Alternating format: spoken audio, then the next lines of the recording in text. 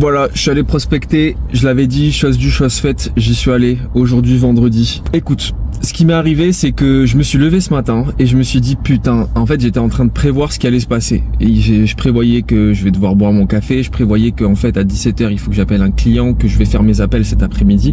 En gros, j'étais en train de me tirer une balle et de m'épuiser déjà mentalement avant même de faire quoi que ce soit, tu vois. Et c'est là que j'ai compris, je me suis dit ok, là je coupe mon cerveau, c'est mort, je coupe tout. En fait, j'avais la clarté.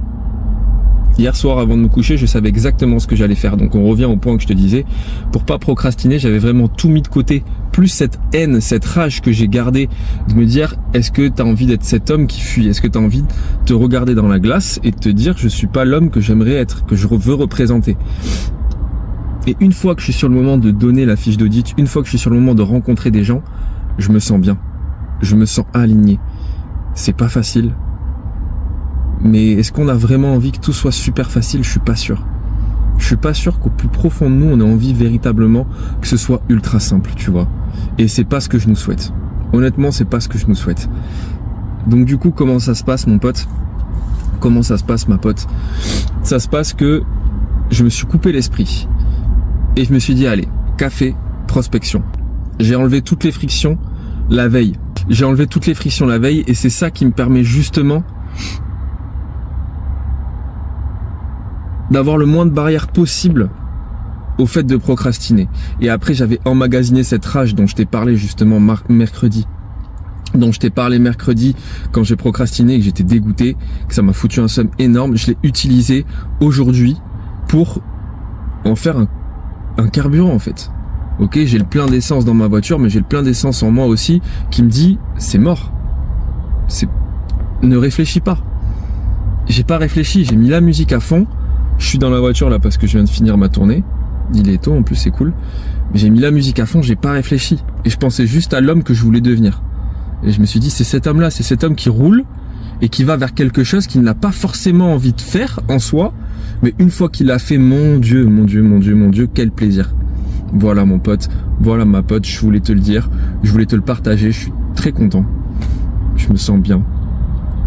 Parce que je me sens aligné. J'ai chopé aucun rendez-vous.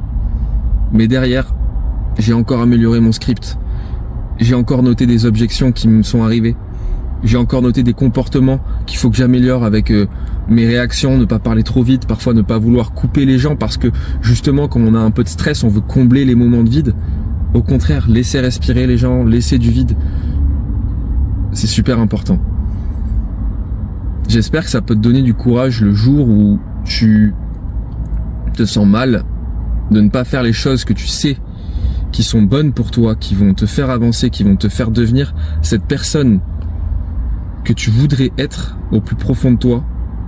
On a tous ce truc-là au plus profond de nous. Et tu sais comment le faire ressortir, mais tu ne le fais pas. Ça arrive, t'inquiète, t'es humain, c'est normal. Ça serait trop simple sinon, ok? Mais ce qui est beau, c'est que tu peux expérimenter, c'est que tu peux noter, c'est que tu peux essayer de te comprendre pour passer à l'action derrière. Tu vois, comprendre tes mécanismes, comprendre les mauvais comme les bons, pour derrière y aller. Mercredi, je me suis filmé en train de te dire que j'étais dégoûté. Je te laisse aller regarder la vidéo. Je me suis donné des astuces pour y arriver, comme je te donne dans la vidéo d'ailleurs, celle dont je te parle là. Je me suis donné les astuces, je les ai appliquées. Aujourd'hui, j'ai prospecté. Je sais à peu près comment je fonctionne et je sais que parfois, il faut que je m'alimente d'un seum qui est énorme pour pouvoir derrière produire et aller beaucoup plus vite et fort, on va dire. Voilà, je vous embrasse fort. Débrief à chaud comme ça, la qualité du son sera pas aussi bonne que ce que vous avez l'habitude d'avoir parce que là je te parle à chaud là. Mais je suis très content.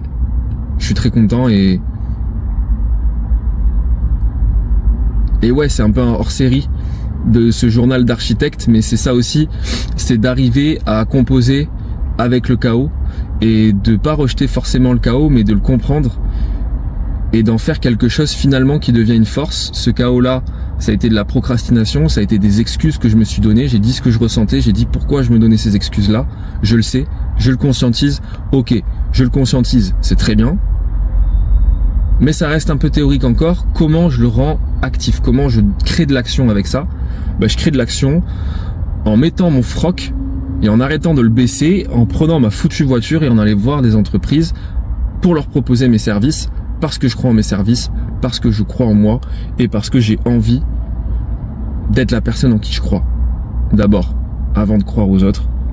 Et pour aussi donner confiance aux autres, il faut d'abord se donner un peu confiance, tu vois, je pense.